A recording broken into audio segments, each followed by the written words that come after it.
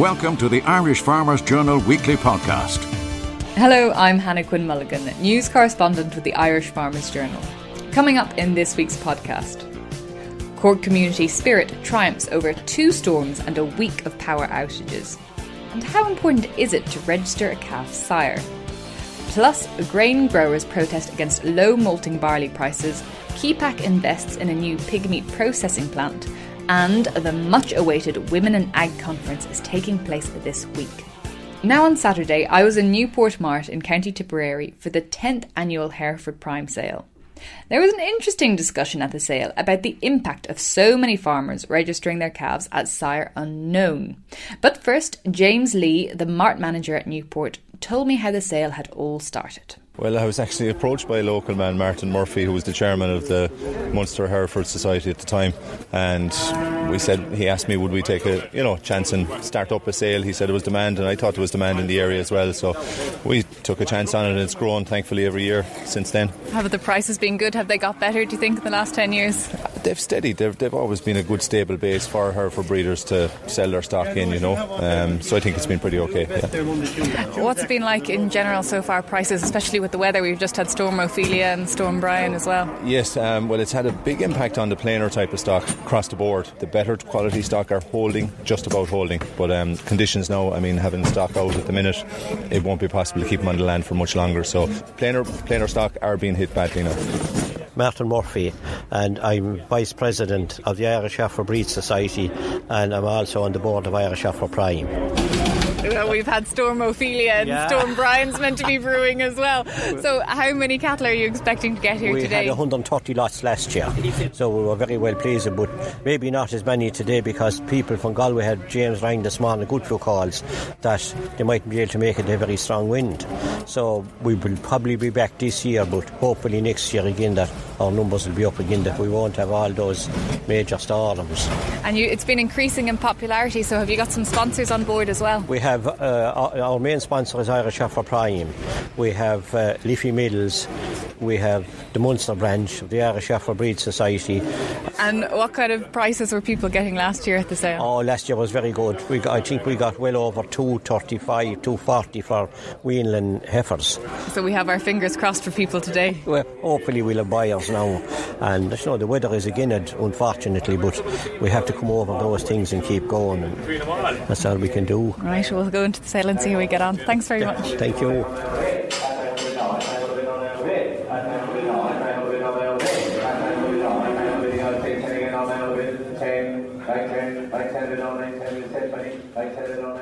Michael Cleary is my name, and I'm Procurement Officer with Irish Hereford Prime.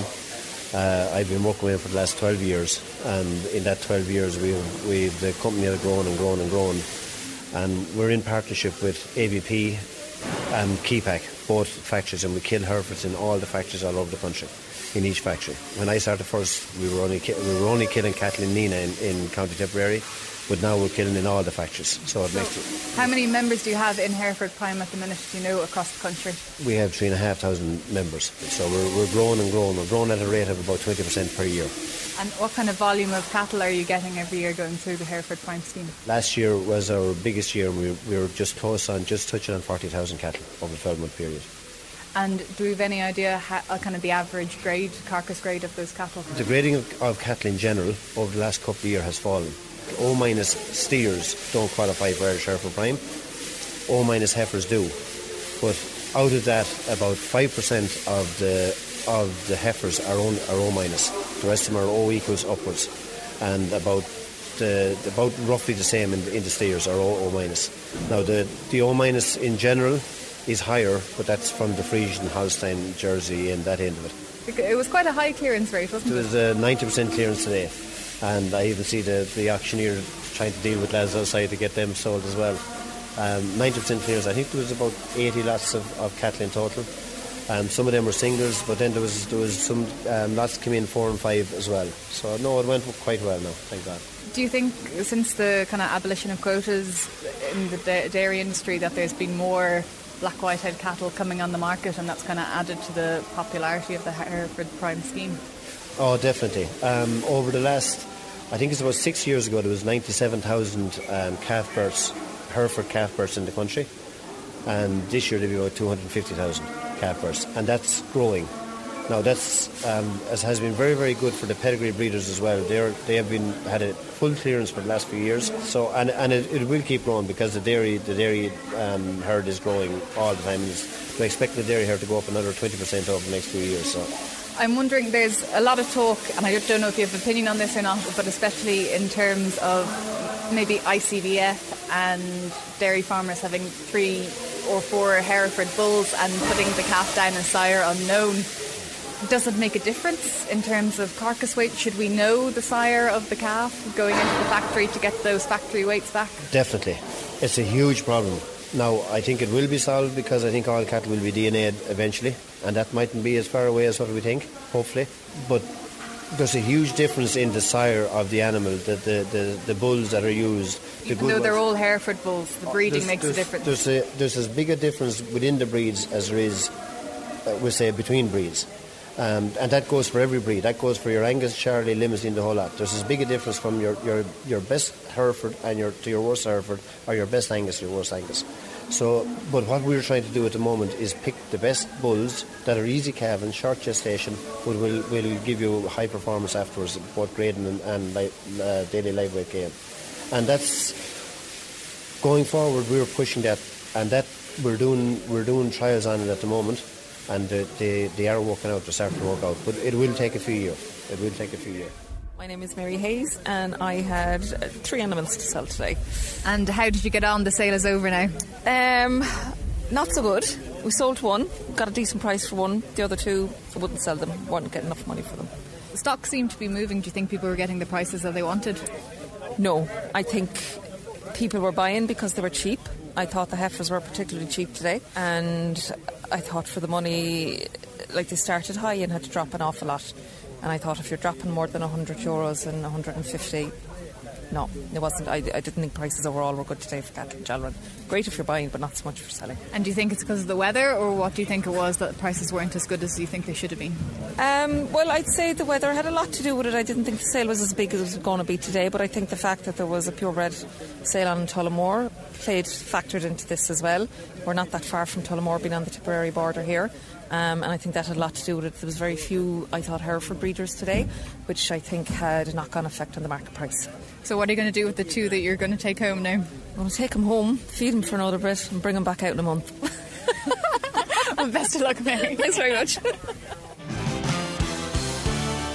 We hope that you're enjoying this Irish Farmers Journal podcast. Find out more at farmersjournal.ie. On Wednesday, Chagas presented its annual report for 2016. Our correspondent Thomas Hubert was there, and he looked at the agency's accounts with its director, Professor Jerry Boyle. It shows, I suppose, a healthy financial situation. What are the additional sources of income that Chagas generated last year? Yeah, well, last year was a particularly successful year in regard to the amount of income we generated from schemes. Of course, it's a gross income we're talking about there, so we were involved a lot in, obviously, the GLOS scheme was by far and away the biggest. We're also involved in beef data genomics training, and there was GLOS training as well, so there was quite a lot of activity around that area. We wouldn't have had the resources to administer and deliver those schemes internally, and there was a bar on recruitment anyway. What the board decided to do was to see could we find a partner through a competitive tendering process that would deliver that on our behalf, but of course we would still retain quality control and high-level supervision of delivery, because after all they're our clients. So after the tender process, FRS were successful, so they were engaged to do this. So you're probably aware the nature of many of these schemes in terms of administration has changed fairly significantly in the last few years. The farmers are the beneficiaries of these schemes. They have to get directly paid by the agency delivering the scheme, and in this case Chagas had to actually pay the farmers for participating, particularly in the training schemes. So while we got the money in, they had to go back out again, if you like, to farmers. That's true also of the knowledge transfer scheme, particularly the knowledge transfer scheme and the various training programs where farmers were in receipt of payments. Yes, knowledge transfer, I suppose, is one that farmers are very conscious of, that the money is flowing between them and Chagas, the advisors. It's sometimes a bit complicated to follow, but there is an increased amount showing in your accounts flowing through that scheme. How much is staying with Chagas and how much is going back to farmers? We retain the way the scheme works is the split is between the farmer receives €750 for participating in the knowledge transfer scheme or the knowledge group scheme, and we get €500. And that €500 is, most of that replaces the fee that farmers would have paid us for discussion group facilitation. So for the 3 years of the scheme, the farmer doesn't pay anything for discussion groups to Chagas. So we recoup that from the €500. In addition, then, the remainder of that, because that can be quite significant. I mean, it could be of the order of €400 for a lot of farmers. But on average, a little bit less than that. But for the balance of the 500 then is earmarked for specific activities that are part and parcel of the scheme. For example, there are a number of additional hours that Chagas and indeed any scheme administrator, whether it be in the private sector, have to deliver as well on top of that, and that's all specified and laid down. Our clients, Chagas clients, do continue, of course, to receive a service over and above the group facilitation or discussion group facilitation, mainly in the form of advice on application for single farm payment. That is charged separately. We've retained that charge because obviously we're not covered through the knowledge group scheme for that. That's, for most farmers, that's about €145, and for that they get a detailed consultation on the submission of their single farm payment, plus they get access to all of our written material, such as today's farm and so on. You've just mentioned there earlier the recruitment ban that's been lifted now for a year, and you've been recruiting more staff. Where do you stand? How comfortable are you in getting enough people to do what you need to do? Of course, you're never comfortable, Tom. You always want to recruit more people, particularly in specialised areas. But it's an infinitely better position than it was a few years ago, because there was never a resource problem during the moratorium. We had the resources to recruit staff, but we weren't just enabled to do it. At least now we have some flexibility. It's not ideal, but it's an awful lot better than it was. We'd obviously like a little bit more slack to recruit, and I think, where we can make a specific case to government, we'd be fairly confident that they'd listen to us. So in other words, if we did identify, say, a very senior person or persons that were needed in a particular area of strategic importance to the country and to government, I'd be fairly confident that we would be able to make a successful case. Okay, Professor Jerry Boyle, thank you. The Irish Farmers Journal Weekly Podcast. Earlier this week, my colleague Pat O'Toole joined members of the Irish Grain Growers Group, who were protesting against low malting barley prices in County Kildare. He spoke with IGG Chair Bobby Miller and co-founder Colm Fingleton. If you were after travelling a long way, we've a lovely crowd here. It's hard to know when you go organise a thing like this how it's going to go. Obviously you all are aware that the media are covering this fairly strong now at this stage. But the reality is, lads, at €32,000 of an average income for a tillage farmer, we're well short of the average industrial wage. That's all we're asking for a start. We have to make progress as farmers or we're going out of business. Look, I'd like to thank the support of the likes of the ICSAs after turning up. There's machinery companies after turning up here today as well to support us, and that's fully appreciated. Their pockets are being hit as well by us going out of business. The speech is not going any longer than this, lads, but thanks very much, and we're going to keep this sustained protest going. The next stop is Guinness Storehouse if things don't improve, lads. We need €200 a tonne for malt and barley to even start considering staying in business, to compete with other sectors, and that's the reality of the situation. That's all I'm going to say here today, lads, and really do appreciate you turning up here today. I know where I feel it as much as any here about our incomes. We all want to be tillage farmers. We're all proud to be tillage farmers. We want to stay as tillage farmers. Thanks very much. We want to call a halt to this. I'd be asking for that dairy man to pull out of his position as negotiating, that IFA pull out of their position as negotiating, because they are not benefiting us, they are not representing us, and at the end of the day we're counting the cost of it, and we have to go another year now into this, and let's not do the same thing year in, year out, lads. We have now to put our stamp on this and move on, and no more of this €155 tonne, lads. So listen, I'd ask maybe we try and get more support and more guys on, and the next day we're out we need more and more numbers to make sure we drive this message home. So thanks a million to everyone for coming. I'm here with James Wallace, who's a South Wexford man. James has had a long association with Minch Malt. A former growers representative on the BVA, a former director of Irish Sugar when they owned Minch Malt, or of Irish Sugar when they also owned Minch Malt. James, why have you come here today to add your support to the protest? Well, I'm amazed that Boar Malt offered just €155 a tonne. I think it's a derisory offer. It should at least be 175, because the price of everything has gone way up. And I always thought that the price of feed and the price of malt, we were told years back, should be about €30 above the price of feed. And this year it is just €7 or €8. And that's basically why I'm here. Okay. There's a lot of bad feeling about the way the negotiations are being done on behalf of farmers.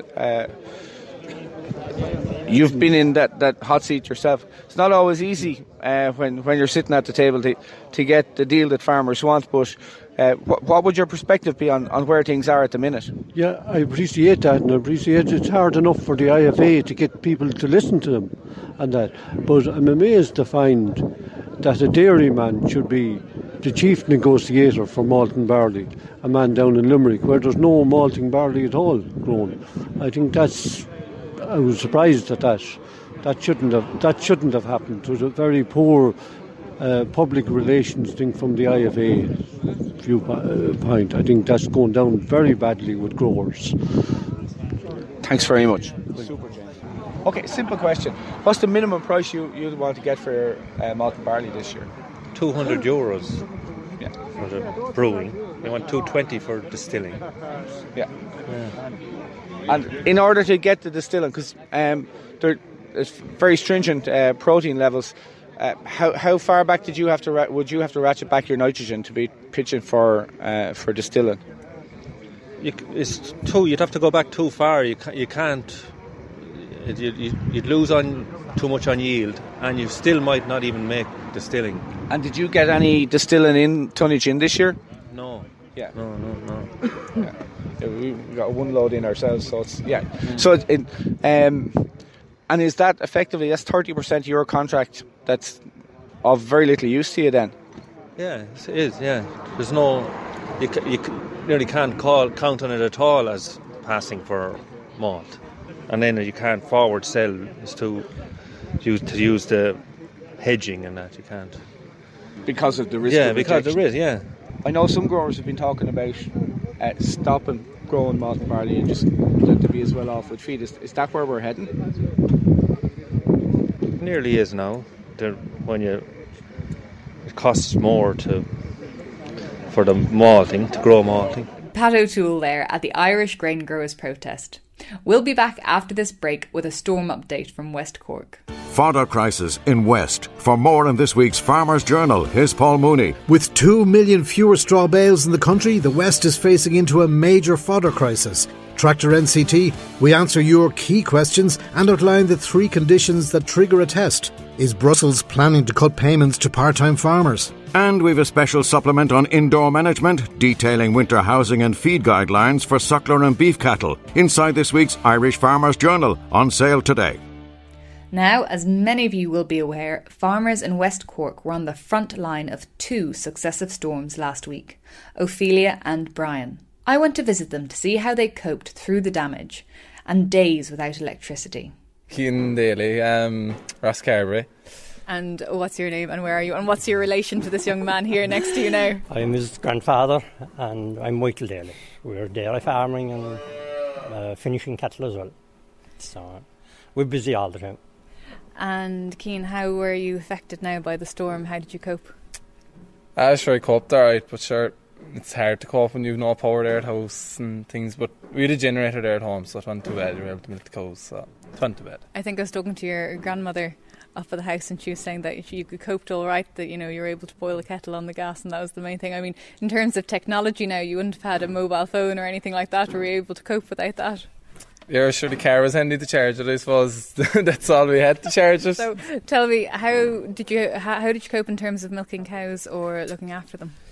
You're just fine. We've a generator there to drive the whole yard and things there, so we're able to cool the milk and everything, so it was grand, so. And how many cows would you have here? We've around 70 cows, and we'd have beef cattle in as well, keep all the cattle in, finish them away, so it was grand. When did the electricity go, and when did you get it back? What days? We lost it Monday morning, and we actually only got it back today. Now it's a week gone, so we got it back there this morning, so it's not too bad. And you had a generator, so you're all right for most of it? Yeah, we're still there now. And tell me, so did the ESB came, and when did they come, and were they nice, or were they professional, or how did they go about it? Oh, they were great. They landed on there yesterday evening there. They had to stand a pole there just outside our house there. It fell there in the storm last week, and they arrived on there yesterday evening, and they stood a new pole and got us going there now today, so that's grand. And are you in the middle of doing your green cert at the minute or anything? I am, yeah. I'm actually doing dairy herd management there.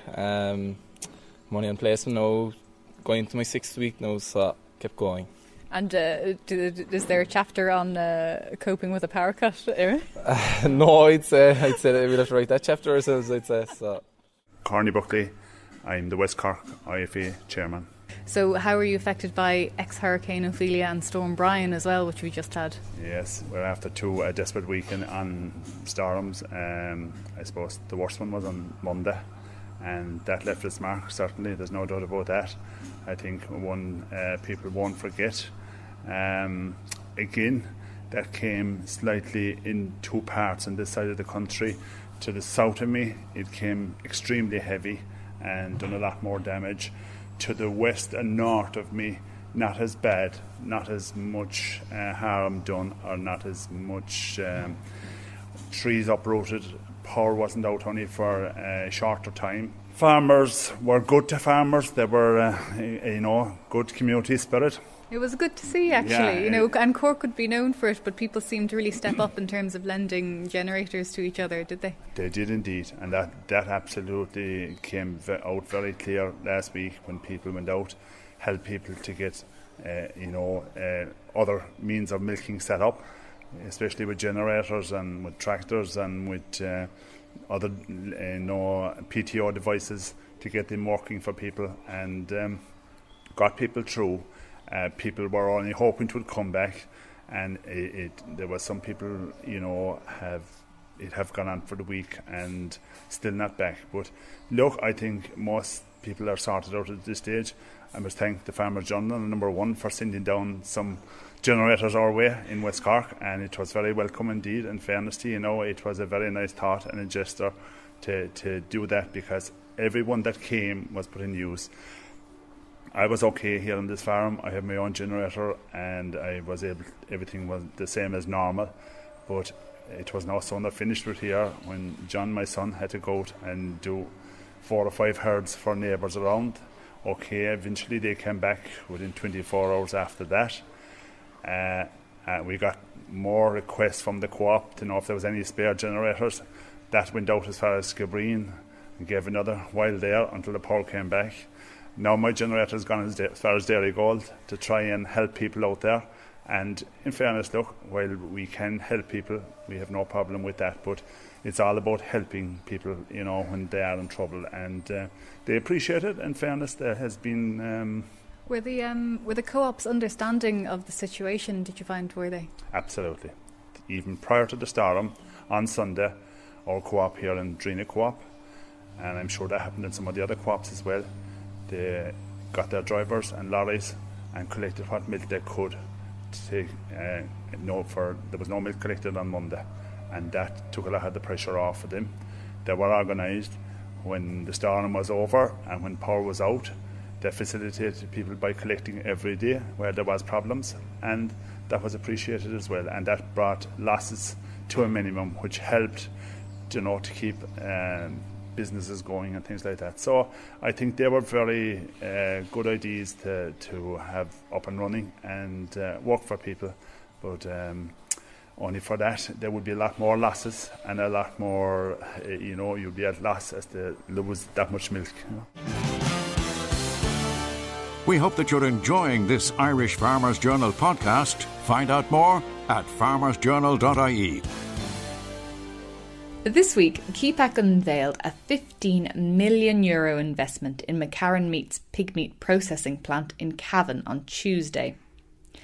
This is the constituency of the Minister for Arts, Heritage and the Gaeltacht, Heather Humphreys. Our agribusiness correspondent, Lorcan Allen, asked her what it meant for jobs in the area.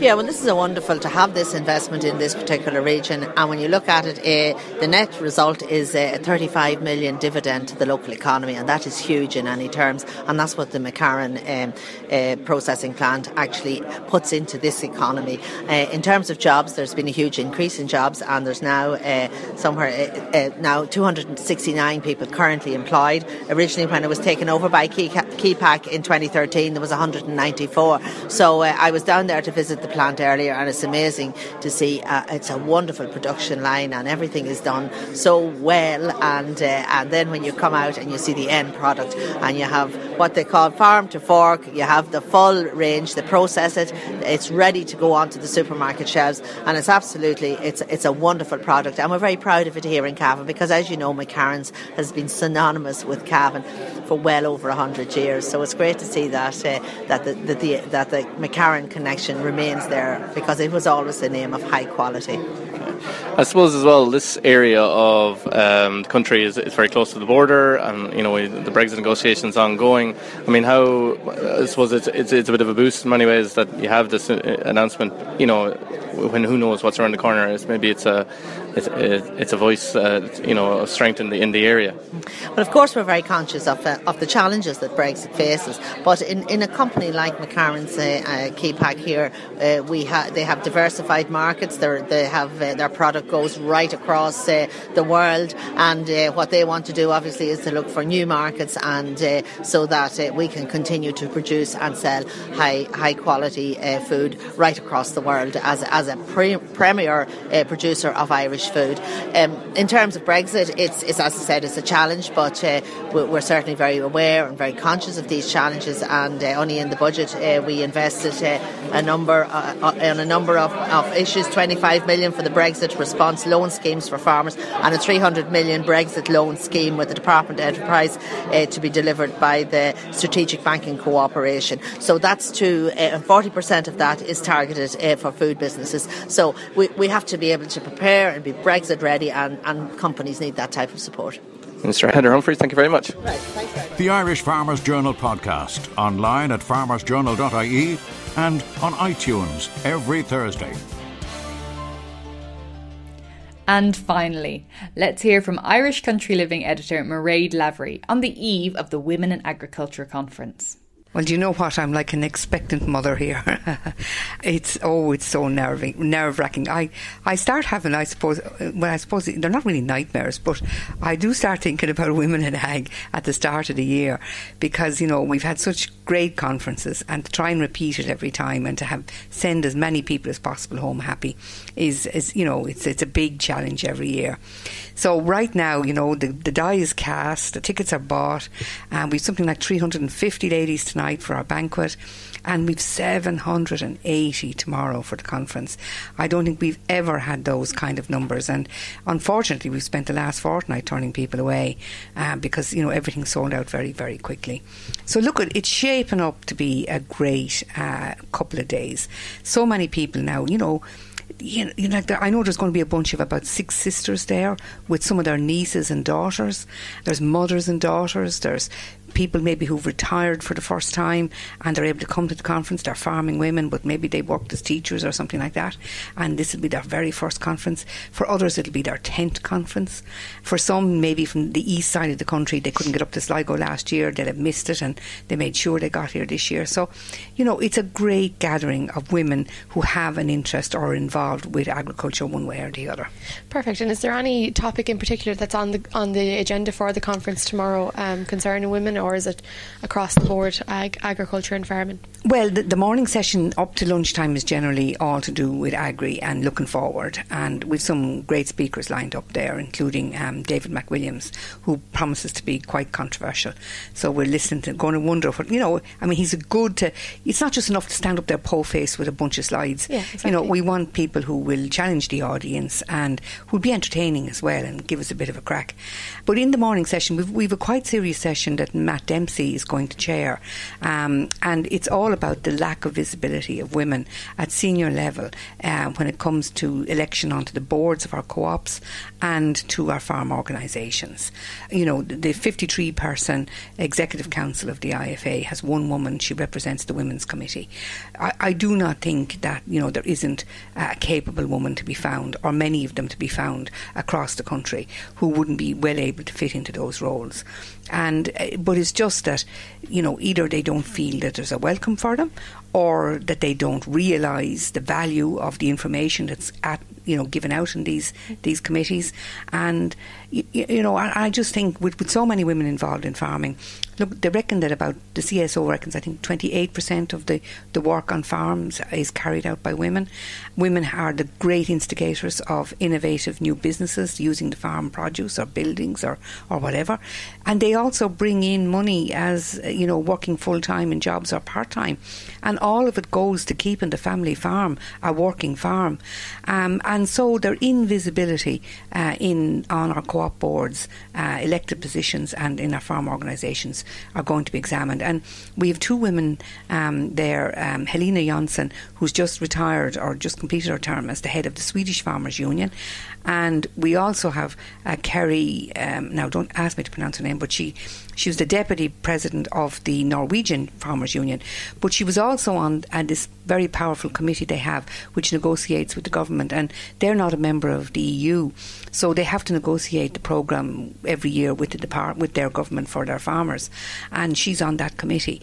But we've no trace of a woman at any level like that. So that's one of the big topics that we're going to be discussing, and why that has happened, and is it right, and are we happy with it, and what should be done to make a change. Perfect. And just compared to the first conference and now comparing to this, has there been much change of the role in women in agriculture? Like, have they become more visible, we'll say, since the first one, or is there even a slight increase? Well, they're certainly an awful lot more visible when it comes to employed roles within the sector at senior level. I mean, the head of FBD now is a woman, one of our sponsors for the conference. The head of Glanbia is a woman. The head of the NDC, the head of AgriAware, Board BIA. Women have really come through the ranks when it comes to the paid positions and, the positions where talent is recognised and women are put into those positions. But in the voluntary sector, they're invisible. And, if they are becoming so successful in the career-wise in the sector, I cannot for the life of me understand why they aren't making a breakthrough when it comes to the voluntary positions. Because it's often the boards of the co-ops that shape policy. It's the farm organisations negotiate with government. All of it is very critical to farm incomes, and as such is very relevant to women. And they're not at the table. And I think it's a lacking that needs to be addressed. Perfect. Thanks very much, Marie Lavery, editor of Irish Country Living. And that's it from this week's podcast. Be sure to follow the Irish Farmers Journal on Facebook and Twitter to stay up to date with all farm news throughout the week.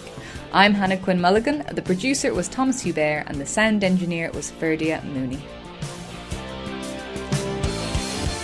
The Irish Farmers Journal podcast, online at farmersjournal.ie and on iTunes every Thursday.